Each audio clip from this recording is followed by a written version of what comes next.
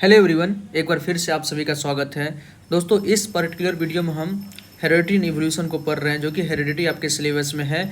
और इस पे हम बहुत सारा टॉपिक अपने नोट्स के हेल्प से आपको हम बहुत चीज़ पढ़ा चुके हैं। आप इस नोट्स का पूरा यूज़ अपने एग्जामिनेशन में भी कर सकते हैं। अच्छा खासा नोट्स है और इस सारे टॉपिक्स को आप एग्जाम में लिख सकते हैं। बहुत सारा क्वेश्चन जो एज इट इज़ एग्जाम में पूछा गया, उन सब चीज़ों को भी यहाँ पर हम कवर किए हैं।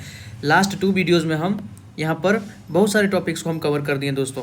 ठीक है, आपका डोमिनेंट एलील क्या होता है, फिनोकॉपी, फिनोटाइप, जीनोटाइप, इन सारी चीज़ों को, होमोजाइगस, हेटेरोजाइगस, वेरिएशन क्या होता है, इवन जेनेटिक्स क्या होता है, वेरिएशन से कई बार क्वेश्चन पूछा गया, एडवांटेज ऑफ वेरिएशन क्या, ये सब चीज़ों को नोट्स में हम अच्छे से मेंशन किए हुए हैं और लिखे हुए हैं। आप वहाँ पर जाके देख सकते हैं। लास्ट 2 वीडियो डिस्क्रिप्शन बॉक्स में लिंक है, वहाँ जाके देख सकते हैं।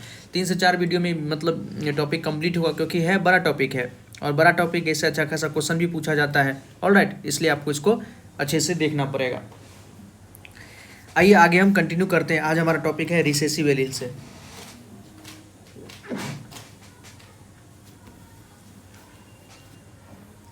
देखिए, हम रिसेसिव एलील देखते हैं।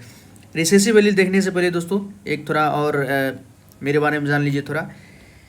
देखिए, मेरा नाम है पिंटू और हम ऑनलाइन ट्यूशन भी पढ़ाते हैं दोस्तों। कोई भी स्टूडेंट्स अगर ऑनलाइन पढ़ना चाहता है हमसे, ठीक है, पर्सनली आप पढ़ना चाहते हैं तो हम ऑनलाइन भी पढ़ाते हैं, गूगल मीट पे पढ़ाते हैं और यूट्यूब के माध्यम से भी आपको पढ़ा सकते हैं।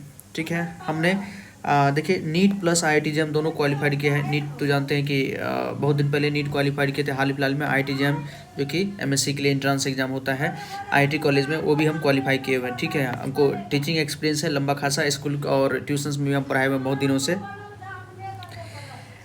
Science math SST up to class 10, इससे ऊपर भी, लेकिन फिलहाल अप टू 10 तक हम साइंस मैथ SST और सारा सब्जेक्ट, आपको जो भी सब्जेक्ट है अप टू 10 तक हम उसको पढ़ा सकते हैं। साइंस में सारा टॉपिक पढ़ा सकते हैं। आपका कोई छोटा भाई भी हो और कोई और भी रिलेटिव्स में हो, अगर कोई ऑनलाइन पढ़ना चाहता हो, ठीक है, ऑफलाइन में उसको अगर परेशानी होता हो, अगर ऑनलाइन पढ़ना चाहते हो तो आप उसको रिकमेंड कर सकते हैं। यहाँ पर मेरा नंबर भी है, आप इस नंबर पे हमसे डायरेक्ट कांटेक्ट कर सकते हैं। आइए टॉपिक स्टार्ट करते हैं। और टॉपिक से तो देख ही रहे हैं कि हम कैसा पढ़ाते हैं। आप उस पर हम पे फीडबैक भी दे सकते हैं दोस्तों। स्टार्ट करते हैं हम रिसेसिव एलील। देखिए, रिसेसिव एलील क्या होता है। एक तो डोमिनेंट एलील था दोस्तों। डोमिनेंट एलील मतलब बहुत सारे आप यूट्यूबर को देखिएगा जो यहाँ पर यूट्यूब पे पढ़ा रहे हैं, ठीक है, एक प्रकार से। तो वो क्या बोलते हैं, डोमिनेंट मतलब जो ताकतवर हो। ताकतवर यहाँ क्या हो, कोई कैरेक्टर कैसे ताकतवर हो सकता है, मतलब फ्लावर का कलर अगर रेड है या वाइट है तो रेड कलर वाइट से ताकतवर कैसे हो सकता है। मतलब रेड उससे लड़ने के लिए, वाइट से लड़ने के लिए थोड़ी जाएगा। तो ताकतवर कहने का सेंस यहाँ पर नहीं है। डोमिनेंट मतलब यहाँ पर ताकतवर नहीं। डोमिनेंट मतलब है कि जो होमोजाइगस और हेटेरोजाइगस दोनों कंडीशन में खुद को एक्सप्रेस कर पाए, खुद का फिनोटाइप ले पाए, उसको हम क्या कहते हैं, डोमिनेंट कहते हैं। और रिसेसिव क्या होता है, जो सिर्फ और सिर्फ होमोजाइगस कंडीशन में। देखिए, ये क्वेश्चन पूछेगा what is recessive allele, what is dominant allele, तो अब डेफिनेशन आपको लिखना पड़ेगा। देखिए, the allelic form that can express itself only in homozygous condition, मतलब एलील का वैसा फॉर्म जो खुद को सिर्फ होमोजाइगस कंडीशन में एक्सप्रेस कर सके, और या that fails to express in itself in the presence of other allelic form is called recessive allele. इसका मतलब है कि रिसेसिव एलील मतलब जो खुद को या तो होमोजाइगस कंडीशन में एक्सप्रेस कर पाए, या किसी और के साथ में अगर कोई इसके पास कोई और एलील आ जाता है तो खुद को अगर एक्सप्रेस ना कर पाए, उसमें हम क्या कहेंगे, इसको रिसेसिव एलील कहेंगे। जैसे स्मॉल टी क्या हो गया हमारा, रिसेसिव एलील हो गया। ये क्या करेक्टर शो करेगा, तो ड्वार्फ करेक्टर शो करेगा। और स्मॉल टी चूंकि होमोजाइगस कंडीशन में आया है इसलिए ड्वार्फ आया है, लेकिन जब भी ये हेटेरोजाइगस कंडीशन में आता है तो ये ड्वार्फ नहीं बनेगा। क्या बनेगा, टॉल बनेगा दोस्तों, क्योंकि यही जो है रिसेसिव एलील है, किसी दूसरे के प्रेजेंस में खुद को एक्सप्रेस नहीं होने देता है, खुद एक्सप्रेस नहीं कर पाता, इसलिए इसको हम क्या कहते हैं, रिसेसिव एलील कहते हैं। मतलब यही लिखा हुआ है ना। और डैट फेल्स टू एक्सप्रेस, देखिए इस कंडीशन में ये स्मॉल टी अपने आप को एक्सप्रेस नहीं कर पा रहा है, fails to express itself in the presence of other allelic form, कोई और एलीलिक फॉर्म आ जाता है तो ये खुद को एक्सप्रेस नहीं कर पाता है, इसलिए इसको हम रिसेसिव एलील कहते हैं। या और भी कह सकते हैं कि लेस फ्रीक्वेंट इन पॉपुलेशन, वैसा एलीलिक फॉर्म, अगर एक लाइन में लिखना है, वन वर्ड में लिखना है, तो the allelic form that is less frequent in population, जो पॉपुलेशन में कम देखने को मिलता है, उसको हम क्या कहते हैं, रिसेसिव एलील कहते हैं। जैसे ग्रीन आई कलर क्या हुआ, बहुत कम देखने को मिलता है। अटैच्ड ईयर लोब बहुत कम देखने को मिलता है, तो सब क्या है, रिसेसिव कैरेक्टर है। अब देखिए, डोमिनेंट रिसेसिव को अच्छे से समझ लिए। अब कुछ जीन का सिंबल है, जीन का सिंबल कैसे कैसे रिप्रेजेंट करते हैं, क्योंकि क्वेश्चन में कभी कभी दिया रहता है और यहाँ से न्यूमेरिकल क्वेश्चन आता है, बहुत आसान रहता है। बस अगर अब एक बार पढ़ने की आपको नीड है, अगर पढ़ लिए अच्छे से तो आसानी से क्वेश्चन को किया जा सकता है। देखिए, डोमिनेंट एलील को या तो कैपिटल लेटर से रिप्रेजेंट करते हैं या प्लस लेटर से रिप्रेजेंट करते हैं या स्मॉल ली के उसमें भी प्लस लगा देते हैं, स्मॉल ली के उसमें प्लस लगा देते हैं। ये डोमिनेंट एलील को रिप्रेजेंट करने का तरीका है। और रिसेसिव एलील को हमेशा स्मॉल लेटर से रिप्रेजेंट करते हैं। उसी का मतलब जो अल्फ़ाबेट यूज़ किए उसी का स्मॉल लेटर लिख दीजिए, वो हमारा क्या हो गया, रिसेसिव एलील हो गया। लेकिन डोमिनेंट को हम कैपिटल लेटर से लिख सकते हैं, प्लस लेटर से लिख सकते हैं। और जिससे रिसेसिव लिखते हैं, रिसेसिव में अगर प्लस साइन लगा दिया मतलब क्या समझिए कि आप वो डोमिनेंट ही है। आइए आप यहाँ से क्वेश्चन देखते हैं। देखिए कि इफ़ ए स्मॉल ए मतलब ये small A represent dwarf plant, कोई स्मॉल ए है जो ये ड्वार्फ प्लांट को रिप्रेजेंट कर रहा है। मतलब ए क्या रिप्रेजेंट कर रहा है दोस्तों, ड्वार्फ प्लांट को। यह है ड्वार्फ प्लांट, कोई प्लांट है उसका हाइट कम है, ड्वार्फ प्लांट हो गया। And small b represent white flower, और देखिए स्मॉल बी जो है ये क्या रिप्रेजेंट कर रहा है, वाइट फ्लावर। ध्यान से देखिए, ये सब लिखना पड़ेगा, वाइट फ्लावर, ताकि ध्यान रहेगा। Then what will be the phenotype of the plant having genotype plus a plus b. आप देखिए इस फिनोटाइप को पहले अच्छे से समझिए, जीनोटाइप को अच्छे से समझिए दोस्तों, क्या है, प्लस ए प्लस बी। अब हम देखते थे प्लस किसको रिप्रेजेंट करता था, डोमिनेंट को। किसका डोमिनेंट, स्मॉल ए ब्लॉक का डोमिनेंट क्या होगा, प्लस ए होगा। तो इसको हम और भी ले सकते हैं अपने तरीके से। अगर इसमें समझ में नहीं आएगा तो इसको हम क्या लिखेंगे, ये कैसा है, ये ए है, ऐसा है, और ये ऐसा है, ठीक है। इसी जीनोटाइप को हम ऐसे भी लिख सकते हैं, क्योंकि प्लस साइन हम डोमिनेंट वाले को लिखते हैं, तो डोमिनेंट को हम कैपिटल ए से रिप्रेजेंट कर सकते हैं। यहाँ स्मॉल वाला बी है तो उसका डोमिनेंट क्या होगा, कैपिटल बी होगा। मतलब अगर किसी का जीनोटाइप ये है, किसी का genotype capital A small b है, तो इसका फिनोटाइप क्या होगा। हमसे पूछ रहा है कि what will be the phenotype, phenotype क्या होगा। जीनोटाइप देख के हम फिनोटाइप आसानी से बता सकते हैं। जैसे कैपिटल टी तो क्या कहते हैं, टॉल होता है, ठीक है। कैपिटल टी स्मॉल टी देख के ये भी क्या होता है, टॉल होता है। लेकिन स्मॉल टी क्या होता है, ये दोस्तों ये हमारा ड्वार्फ होता है। ये क्या होता है, हमारा ड्वार्फ होता है। अब देखिए स्मॉल ए रिप्रेजेंट क्या करता है दोस्तों, ड्वार्फ प्लांट रिप्रेजेंट करता था। Small a dwarf plant represent करता है कब, जब दोनों स्मॉल ए साथ साथ रहता है, दोनों स्मॉल ए साथ साथ रहता है। लेकिन स्मॉल ए के साथ यहाँ क्या है, कैपिटल ए है, तो कैपिटल ए खुद को एक्सप्रेस करेगा। तो कैपिटल ए खुद को एक्सप्रेस करेगा तो ऑब्वियसली बात है ये प्लांट जो है ड्वार्फ तो नहीं होगा। स्मॉल ए के कारण ड्वार्फ होता है, लेकिन स्मॉल ए तो अकेले नहीं है, स्मॉल ए के साथ कैपिटल ए है। तो कैपिटल ए खुद को, मतलब डोमिनेंट कैरेक्टर है कैपिटल ए, तो कैपिटल ए खुद को एक्सप्रेस करेगा। तो ये क्या बना देगा, कैपिटल ए स्मॉल ए, ये बना देगा हमारा टॉल प्लांट। ये क्या बना देगा दोस्तों, टॉल प्लांट। उसी प्रकार से स्मॉल बी रिप्रेजेंट कर रहा है व्हाइट फ्लावर को, लेकिन यहाँ पर कैपिटल बी स्मॉल बी है, मतलब कैपिटल बी अपना नेचर दिखाएगा। तो व्हाइट फ्लावर तो नहीं होगा, व्हाइट के अलावा कोई और भी कलर होगा तो वो हो सकता है। जैसे देखिए क्या है, टॉल और व्हाइट है, तो व्हाइट तो नहीं होगा, व्हाइट होने के लिए स्मॉल ही होना चाहिए था, तो ये तो नहीं होगा। ड्वार्फ तो बिल्कुल नहीं होगा, क्योंकि हम देखें टॉल है, टॉल और रेड, ठीक है, टॉल और रेड होगा दोस्तों, क्योंकि टॉल तो है ही, साथ साथ कैपिटल बी स्मॉल बी से क्या बनेगा, ये रेड बनेगा। व्हाइट तो नहीं बनेगा, मतलब व्हाइट और ड्वार्फ के अलावा कुछ और बन सकता है, ड्वार्फ और व्हाइट के अलावा कुछ और बन सकता है। तो इसलिए हमारा आंसर क्या होगा, टॉल एंड रेड हो जाएगा। आई थिंक कि आपको समझ में आया होगा। नेक्स्ट क्वेश्चन देखिए, ये अच्छा क्वेश्चन है, इसको अच्छे से समझाते हैं। In human beings brown I colour is dominant over blue eye colour. Human beings में जो ब्राउन आई कलर होता है दोस्तों, मान लिया गया है कि डोमिनेंट है ब्लू आई कलर के कंपेरिजन में। Blue eye colour dominant over white blue eye colour. A brown eyed couple, एक कपल कैसा है तो ब्राउन आइड है, मतलब एक कपल का आई कैसा है तो ब्राउन आई कपल है। हैज़ ब्लू आई चाइल्ड, उसका बच्चा कैसा है, ब्लू आई का है, मतलब ब्राउन आइड कपल है। कपल कैसा है, डोमिनेंट कैरेक्टर का है, लेकिन उसका चाइल्ड कैसा है दोस्तों, वो रिसेसिव कैरेक्टर का है। What is the genotype of the parents, parents का जीनोटाइप क्या हो सकता है। देखिए इसको हम अच्छे से बताते हैं, एक क्लियर पेज पे बताते हैं कैसे इसको कंप्लीट करते हैं। सबसे पहले तो ब्राउन आई कपल है दोस्तों, कि मतलब बताया है कि ब्राउन आई हमारा डोमिनेंट है। देखिए ब्राउन आई ये क्या है, डोमिनेंट है, डोमिनेंट है। तो डोमिनेंट को हम क्या से रिप्रेजेंट करते हैं, कैपिटल बी लिख सकते हैं, या कैपिटल बी स्मॉल बी भी लिख सकते हैं। ये दोनों जो जीनोटाइप होगा ये ब्राउन आई ही बनाएगा। और जो हमारा ब्लू आई है वो रिसेसिव कैरेक्टर है। ब्लू आई कैसा है, ये हमारा रिसेसिव कैरेक्टर है। रिसेसिव को तो स्मॉल बी से दिखा दीजिए, इसका तो एक ही जीनोटाइप होता है, ठीक। अब क्या कह रहा है कि कपल जो है दोस्तों, कपल मतलब क्या, मेल और फीमेल, ये दोनों तो कपल होता है। मेल और फीमेल क्या है हमारा, कह रहा है कि मेल और फीमेल कैसा है, ए ब्राउन आइड कपल, जो कपल कैसा है, ब्राउन आई है, मतलब उसका जीनोटाइप या तो ये हो सकता है या ये हो सकता है, दोनों हो सकता है। कैपिटल बी हो सकता है या स्मॉल बी हो सकता है। कैपिटल बी हो सकता है या कैपिटल बी स्मॉल बी हो सकता है। यहाँ भी कैपिटल बी हो सकता है या कैपिटल बी स्मॉल बी हो सकता है, क्योंकि ये दोनों ब्राउन आइड कलर है, ठीक। कह रहा है कि a brown eyed couple has blue eye child, लेकिन इसका बच्चा जो है दोस्तों वो ब्लू है, मतलब उसका जीनोटाइप कैसा है, स्मॉल बी है, ये तो तय है, ये उसका बच्चा है, ये चाइल्ड का जीनोटाइप है, ये चाइल्ड का जीनोटाइप है। हमको यहाँ से ना, हमको यहाँ से दोस्तों, ये दोनों से यहाँ पर पहुँचना है। अब बताइए स्मॉल बी आया होगा, हम जानते हैं एक मेल से आता, मदर से आता है, एक फादर से आता है। ये जो बी आया होगा, ये जो बी, दो स्मॉल बी है, एक भी मदर से आया होगा, एक भी फादर से आया होगा। अब बताइए, तो मदर फादर से तभी आएगा जब मदर फादर के पास होना चाहिए। तो मदर फादर के पास कहाँ पर है, यहाँ पर है, मदर फादर के पास है स्मॉल बी, यहाँ पर भी है मदर फादर के पास है स्मॉल बी। इसका मतलब कैपिटल बी नहीं हो सकता है, कैपिटल बी नहीं हो सकता है। तो क्या होगा हमारा, स्मॉल बी। आई थिंक आपको अच्छे से समझ में आया होगा दोस्तों। कैसे हम निकाल लिए, आप समझ गए ना। चाइल्ड का जीनोटाइप हमको पता है, चाइल्ड का जीनोटाइप दोस्तों हमको पता है, चाइल्ड का जीनोटाइप हमको पता है। चाइल्ड का जीनोटाइप क्या है, स्मॉल बी है, स्मॉल बी है। तो स्मॉल बी है, हमारे अंदर जो भी जीनोटाइप है, एक मदर से आया होगा, एक फादर से आया होगा। तो एक मदर के पास तो होना चाहिए ना, फादर के पास होना चाहिए। तो मदर के पास तो यहीं पर है, फादर के पास तो यहीं पर है, तो मेल और फीमेल का जीनोटाइप क्या होगा, ये होगा। ठीक है, इसको ऐसे हम कर सकते हैं। ऑप्शन में क्या क्या दिया हुआ देख लीजिए। यदि हम ऑप्शन देखें दोस्तों,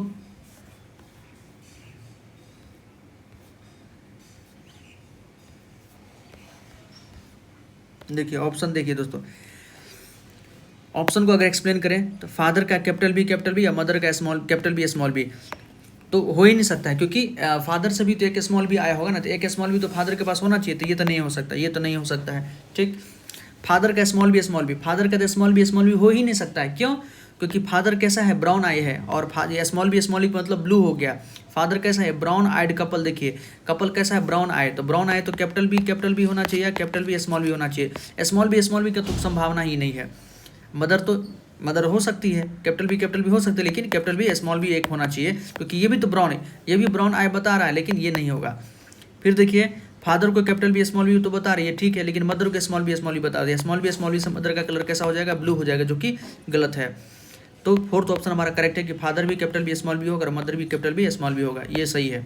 ठीक, देखिए फादर का कैपिटल बी, मदर का कैपिटल बी, यहाँ से जो जीनोटाइप बनता है, यहाँ से जो गैमिट बनेगा ना, दो प्रकार का गैमिट बनेगा, एक कैपिटल बी, इधर ही मदर भी जो बनाएगी कैपिटल बी, और फिर ये गैमिट क्या करता है, आपस में क्रॉस करता है तो फिर वहाँ से बच्चा बनता है। बच्चा इस सारे कलर का बनेगा, कैपिटल बी, और स्मॉल बी। यही एक बच्चा जो होगा, मतलब 25% जो बच्चा होगा उसका ब्लू आई कलर का होगा। आई थिंक अच्छे से समझ में आया होगा। नेक्स्ट देखते हैं, ये सब क्वेश्चन पूछा गया है, वही क्वेश्चन हम यहाँ पर मेंशन किए हुए हैं, तो आगे भी क्वेश्चन पूछा जाएगा, आगे भी हम क्वेश्चन को प्रैक्टिस करेंगे। फिलहाल आप जो क्वेश्चन बोर्ड में पूछा गया वो सब हम यहाँ पर देखते हैं। देखिए WF का मतलब which of the following is not a normal gamete, इसमें से कौन एक नॉर्मल गैमिट नहीं है।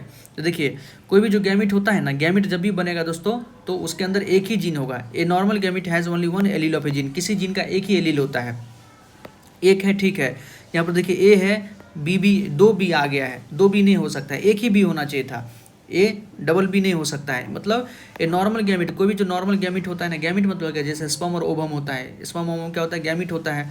ठीक है, उसके पास हैप्लॉइड नंबर ऑफ क्रोमोसोम होना चाहिए, यहाँ पर तो डिप्लॉइड दिखा रहा है, इसलिए गलत हो गया है। Only one allele of A gene, किसी जीन का एक ही एलील होना चाहिए। PQRS अलग अलग है सब, ठीक है, EFGH अलग अलग है सब, हो ठीक है, मतलब गैमिट के पास एक ही एलील होना चाहिए। अब स्टार्ट हुआ आपका मेंडेलियन जेनेटिक्स।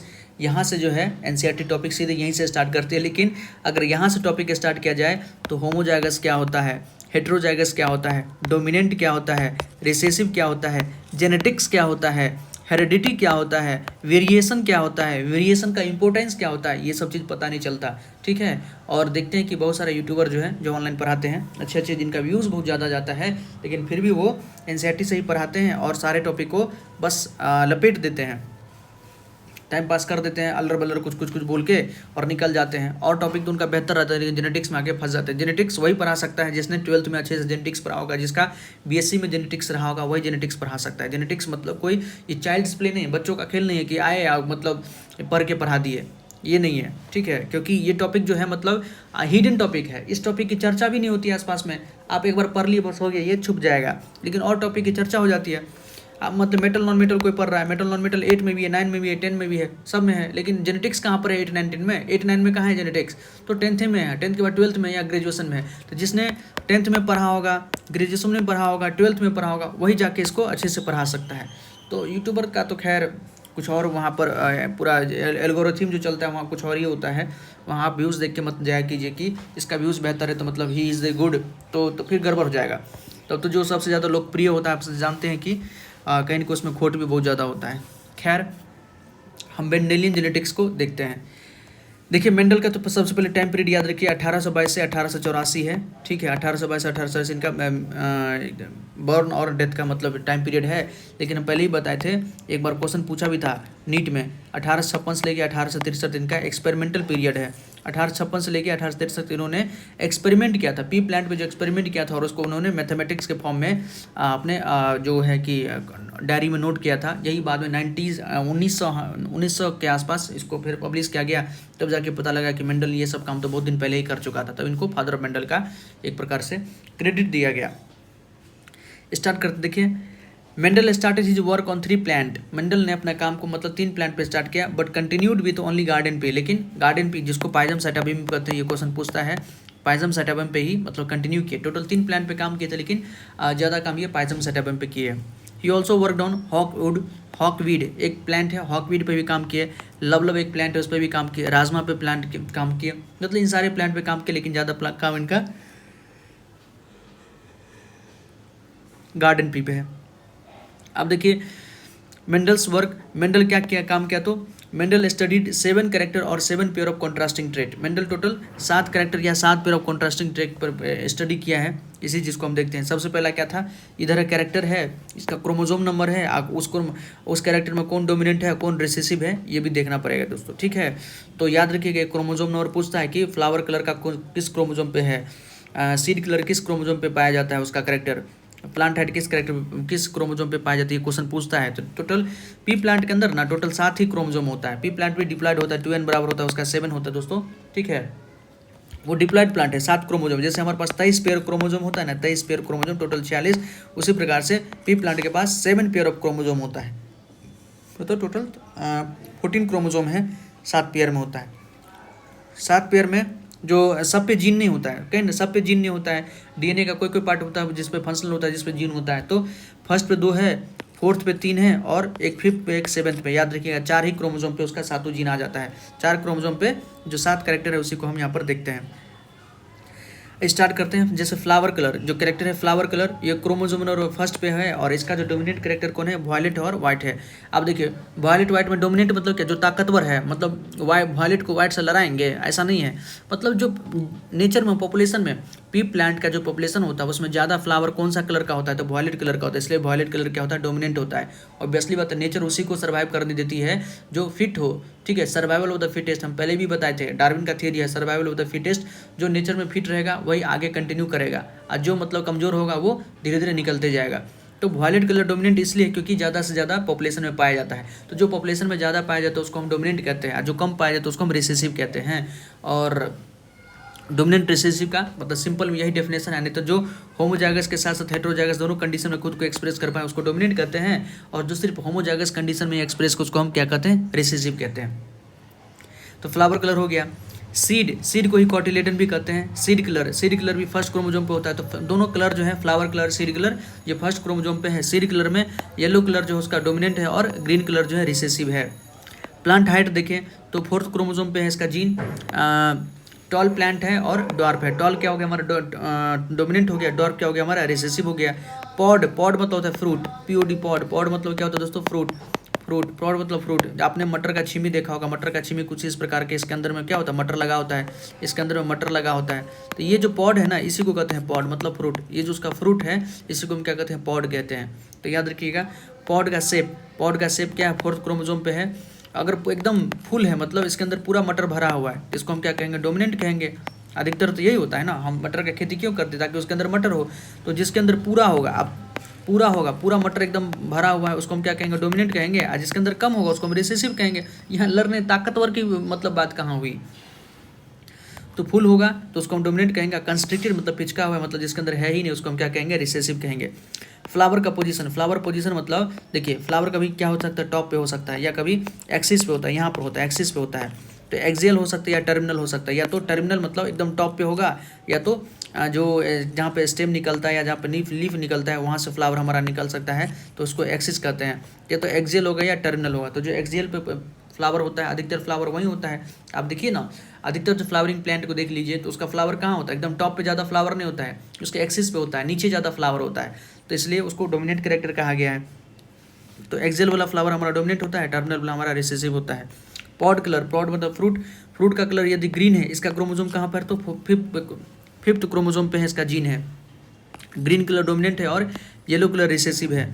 सीड का शेप, सीड का शेप कैसा है, तो सेवन्थ पे है। सीड का शेप कैसा है, तो सीड का शेप किस क्रोमोसोम पे है, तो सेवन्थ पे है। राउंड और रिंकल, राउंड मतलब एकदम सीड अगर पूरा राउंड है तो हमारा डोमिनेंट है, और रिंकल मतलब पिचका हुआ है। पिचका हुआ मतलब क्या, उसके अंदर सही से जो है इम्ब्राय वगैरह सब, कोटिलेडन वगैरह सब सही से नहीं बना है, तो वो क्या होता है, हमारा रिंकल्ड होता है। ये हमारा रिसेसिव कैरेक्टर है। देखिए प्लियोट्रॉपिक जीन यहाँ पर लिखे हुए ली, मतलब ये आपके सिलेबस का नहीं है, थोड़ा ऊपर का है, लेकिन हल्का एक बार देख लीजिए, जब है तो एक लाइन का डेफिनेशन है तो देख लीजिए। Gene which control more than one character, मतलब वैसा जीन जो एक से ज़्यादा करेक्टर को कंट्रोल करता है उसको हम प्लियोट्रॉपिक जीन कहते हैं। In garden pea the gene that control flower colour, वह जीन जो फ्लावर कलर को कंट्रोल करता है वही जीन सीड कोड कलर को भी कंट्रोल करता है। देखिए ना, फर्स्ट क्रोमोजोम जो क्रोमोजोम नंबर फर्स्ट दोस्तों, उस पर 2 जीन है, उस पर जो जीन है ना वो फ्लावर कलर को भी कंट्रोल करता है, वही जीन जो है सीड कलर को भी कंट्रोल करता है। इसलिए जो हमारा कह सकते हैं कि फ्लावर कलर का जो जीन है वो क्या है, प्लियोट्रॉपिक जीन है। मतलब वह जीन जो एक से ज़्यादा कैरेक्टर को कंट्रोल करता है उसको हम क्या कहते हैं, प्लियोट्रॉपिक जीन कहते हैं। जैसे फोर्थ क्रोमोजोम का भी जो जीन होगा वो प्लांट हाइट, पॉट से फ्लावर पोजिशन, ये भी क्या हमारा प्लियोट्रॉपिक जीन होगा। लेकिन ये सब एक ही कैरेक्टर को कंट्रोल कर रहा है, पॉड कलर को ही कंट्रोल कर रहा है 5वां नंबर, और 7वां नंबर क्रोमोजोम पर जो जीन है वो भी सिर्फ सीड कोड को, सीड शेप को कंट्रोल कर रहा था। ये सब क्या हमारा प्लियोट्रॉपिक जीन नहीं हुआ। मतलब वैसा जीन जो एक से ज़्यादा कैरेक्टर को कंट्रोल करे, जैसे यहाँ का जीन जो होगा, यहाँ का जो जीन जो होगा उसको हम प्लियोट्रॉपिक जीन कहेंगे। बस इतना ही है। नेक्स्ट देखिए, मेंडल जो अपना एक्सपेरिमेंट किया था, आगे हम मेंडल के एक्सपेरिमेंट देखेंगे, मोनोहाइब्रिड क्रॉस, डायहाइब्रिड क्रॉस, तो उसके लिए उन्होंने कौन सा टेक्निक यूज़ किया था, ये टेक्निक से क्वेश्चन आता है। देखिए पहला टेक्निक था इमेस्कुलेशन। इमेस्कुलेशन का मतलब क्या होता है, removal of anther and in immature stage, मतलब एंथर को इमेच्योर स्टेज में भी हम रिमूव कर देते हैं। ये क्या है, देखिए इमेच्योर स्टेज में एंथर को हटा देना। मान लीजिए हमारा प्लांट है, ठीक, ये हमारा कोई फ्लावरिंग प्लांट है, तो यहाँ फ्लावर है, यहाँ फ्लावर है, इसमें एंथर भी होगा। मान लीजिए कि ये एंथर है, ठीक है, इसको हम एंथर को बाहर निकाल दें। एंथर में क्या होता है, पॉलन ग्रेन होता है दोस्तों, इसके अंदर क्या होता है, पॉलन ग्रेन होता है, और इसके अंदर दूसरा फ्लावर भी है। मान लीजिए इसके पास क्या ओव्यूल है, ठीक है, तो हम नहीं चाहते हैं कि ये पोलन ग्रेन इस ओव्यूल को जाके मतलब फर्टिलाइज करे, हम ऐसा नहीं चाहते हैं। हम ऐसा नहीं चाहते हैं तो उसके लिए क्या करना पड़ेगा, इस एंथर को हटाना पड़ेगा। जब इमेच्योर स्टेज में, मतलब जब पूरी तरह से पोलन ग्रेन यहाँ पर बना भी नहीं है, उसी समय में इस एंथर को हटाना पड़ेगा। तो यहाँ से जो काट के हटाते हैं ना, इस टेक्निक को क्या कहते हैं, इमेस्कुलेशन। इसी को कहते हैं इमेस्कुलेशन, इमेस्कुलेशन कहते हैं दोस्तों इसी को, ठीक है, इसी को इमेस्कुलेशन कहते हैं। और मान लीजिए यहाँ पर जो ओव्यूल है, ये जो ओव्यूल है, इसके अंदर ओव्यूल है, इसको तो हम किसी न किसी पोलन ग्रेन से फर्टिलाइज करवाएंगे, ठीक है। तो जिस पोलन ग्रेन से फर्टिलाइज कराएंगे उसके बाद क्या करें, इसको हम बैग से ढक देंगे ताकि कोई और पोलन ग्रेन आके इसको फर्टिलाइज ना करे। मतलब हम पोलन ग्रेन डाल दिया, आप पोलन ग्रेन डाल दिया रेंडमली, तो हो सकता है इसी तीनों ओव्यूल को फर्टिलाइज किया होगा, पूरे को नहीं किया होगा। तो हम जो डालेंगे ना उसके अंदर बहुत सारा डालेंगे कि अपने धीरे धीरे ये सबको कर देगा, अपने खुद कर देगा। लेकिन अगर ओपन रखेंगे तो कोई और पोलन ग्रेन हवा के, तो हम जानते हैं पोलिनेशन जो है, पोलिनेशन का कई सारा मीडियम है। उसका आपका क्या हो सकता है, विंड हो सकता है, वाटर हो सकता है, एयर हो सकता है, इंसेक्ट हो सकता है, ये कई सारे मीडियम से पोलिनेशन हो सकता है। तो उसको बैग से ढकना पड़ेगा, नहीं तो कोई और भी जो पोलिनेशन का एजेंट है, पोलिनेटिंग एजेंट, वो उसको मतलब पोलिनेशन कर सकते हैं, इसलिए उसको ढकना बहुत ज़्यादा जरूरी हो जाता है। ठीक है दोस्तों, तो इसलिए पहला टेक्निक था इमेस्कुलेशन, मतलब एंथर को हटाने की टेक्निक को हम क्या कहते हैं, इमेस्कुलेशन कहते हैं। और जो सेकंड टेक्निक है उसको कहते हैं बैगिंग। बैगिंग मतलब बैग से ढकना। Flower is covered by bag, it prevent unwanted cross pollination. Flower को हम बैग से कवर कर देते हैं जो कि अनवांटेड क्रॉस पोलिनेशन से बचाता है। मतलब क्रॉस पोलिनेशन जो कोई और आके क्रॉस पोलिनेशन करना कर दे, इससे हमको बचाता है, ठीक है, क्योंकि हम ज़्यादा से ज़्यादा काम सेल्फ पोलिनेशन पे कर रहे हैं। ये वीवीआई क्वेश्चन है दोस्तों, यहाँ से क्वेश्चन पूछता है, इसको लिख ही लीजिएगा कि why did Mendel choose garden pea या पाइजम सटैबम इन हिज एक्सपेरिमेंट। मेंडल जो है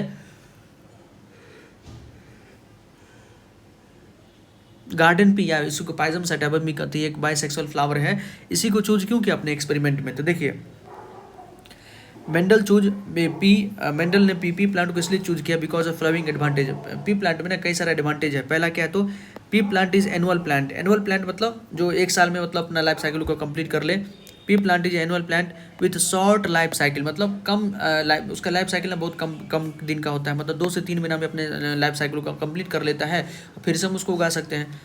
pea plant is annual plant with short life cycle 2 से 3 month, so large number of offspring can be analysed with A short period of time. मतलब कम समय में हम ज़्यादा से ज़्यादा चीज़ों को देख सकते हैं। आप कोई एक्सपेरिमेंट करते हैं दोस्तों, तो कोई एक्सपेरिमेंट जो कीजिएगा तो आप क्या कोशिश कीजिएगा कि इसका रिजल्ट जो है जल्दी दिख जाए। जैसे रस्टिंग ऑफ आयरन में बहुत लंबा टाइम लगता है, तो रस्टिंग ऑफ आयरन को आप कहिएगा क्लास में किसी टीचर को एक्सपेरिमेंट करके दिखा दे, कोई मतलब एकदम नया नया आयरन को अभी पानी के अंदर डाली दे और 10 मिनट के बाद उसमें रस्ट लगा के दिखा दे, तो ऐसा एक्सपेरिमेंट तो हम लोग नहीं करते हैं। तो ऐसा एक्सपेरिमेंट किया जाता चाहिए जो जिसका रिजल्ट बहुत जल्दी आ जाए। तो यहाँ पर चूंकि ऑब्वियसली बात है ऑफ स्प्रिंग पैदा हो रहा है, तो उतना जल्दी भी नहीं होगा, 5-10 मिनट का तो काम है नहीं, तो 2 से 3 महीना में भी हो जाए तो वो बेहतर होता है। अब ह्यूमन में देखिए, ह्यूमन में मान लीजिए कोई कैरेक्टर को हम देख रहे हैं कि किसी का ईयर लोब क्लोज्ड है या किसी का ईयर लोब मतलब ओपन है, उसके बच्चे का करेक्टर कैसा होगा, मतलब ओपन होगा कि क्लोज्ड होगा, उसको देखने के लिए तो फिर उसका बच्चा होना चाहिए। उसके बच्चे होने में 20 से 25 साल लगेगा, तो ह्यूमन में नहीं किया जा सकता है, लेकिन पी प्लांट में किया जा सकता है, क्योंकि 2 से 3 महीना ह्यूमन के कंपेरिजन में पी प्लांट का लाइफ स्पैन तो बहुत कम का होता है, इसलिए पी प्लांट में किया गया। दूसरा है it has many contrasting character, कई सारा कॉन्ट्रास्टिंग करेक्टर है। फ्लावर कॉन्ट्रास्टिंग करेक्टर मतलब अलग अलग, जहाँ जिसको हम आसानी से देख सकें, जैसे फ्लावर कलर है, सीड कलर है, प्लांट हाइट है, पॉड शेप है, फ्लावर पोजीशन है, पॉड कलर है और सीड शेप है, ये सब क्या कॉन्ट्रास्टिंग करेक्टर है। They are naturally self pollinating but can also भी क्रॉस पोलिनेटेड, मतलब बाइसेक्सुअल फ्लावर है। पी प्लांट में क्या होता है, बाइसेक्सुअल फ्लावर है, तो ये क्या होगा, सेल पोलिनेशन तो इसमें हो ही जाएगा, साथ साथ हम क्रॉस पोलिनेशन भी कर सकते हैं अपने से। The P plant can be easily grown and maintained, आसानी से ग्रो किया जा सकता है, मतलब ज़्यादा फर्टिलाइजर या ज़्यादा खेत की आवश्यकता नहीं पड़ती, ज़्यादा पानी पटाओ ये सब की कुछ मतलब एक मतलब लेबर वाला काम ज़्यादा नहीं है। आसानी से एक आदमी मेंडल अकेले इसको एक्सपेरिमेंट किए थे, अकेला उगाए थे, मटर भी खाए थे और इस पर एक्सपेरिमेंट भी कर दिए थे कि उनका नाम भी हो गया। Large number of seed are produce, साथ ही साथ उसमें सीड भी बहुत ज़्यादा प्रोड्यूस होता है। एक जैसे पॉड बन गया, एक अगर फ्रूट हो गया तो इसके अंदर कितना सारा सीड होता है, वो सारे सीड को हम देख सकते हैं, ठीक है।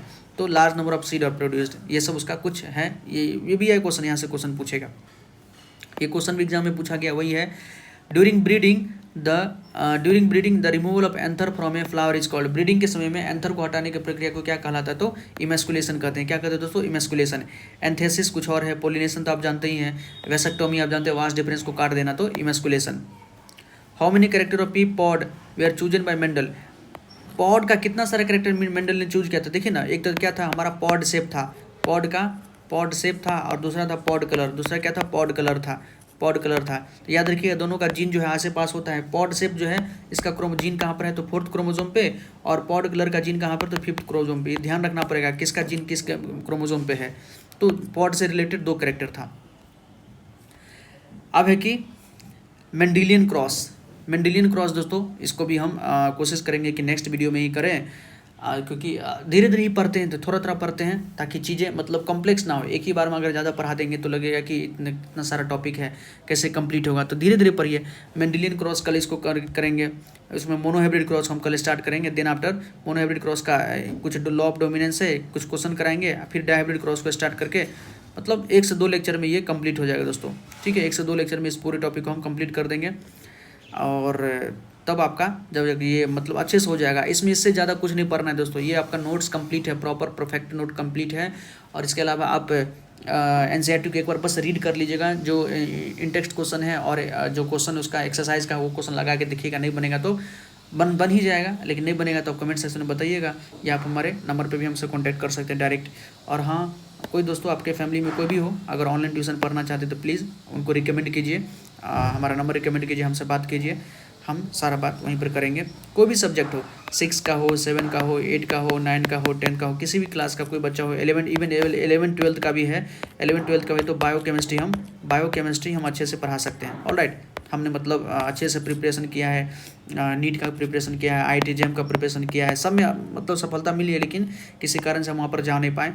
तो है हमारे पास अच्छा खासा नॉलेज है, प्रॉपर नोट्स है, सब चीज़ है, हम अच्छे से बता सकते हैं। तो आप किसी भी क्लास में हैं, आपका भाई या बहन रिलेटिव जो भी हो, किसी भी क्लास में अगर ऑनलाइन ट्यूशन पर्सनली पढ़ना चाहते हैं तो आप हमसे डायरेक्ट कांटेक्ट कर सकते हैं। फेस टू फेस पढ़ाएंगे, ताकि ऐसा नहीं हो कि लगे कि आप ऑनलाइन पढ़ रहे हैं, आपको इंटरेक्शन से मज़ा ही नहीं आ रहा है। एकदम फेस टू फेस रहेगा तो सब चीज़ क्लियर रहेगी, ठीक है दोस्तों। तो आगे बताइएगा कैसा लगा आपको चैनल, और हमारा पढ़ाने का तरीका कैसा लगा।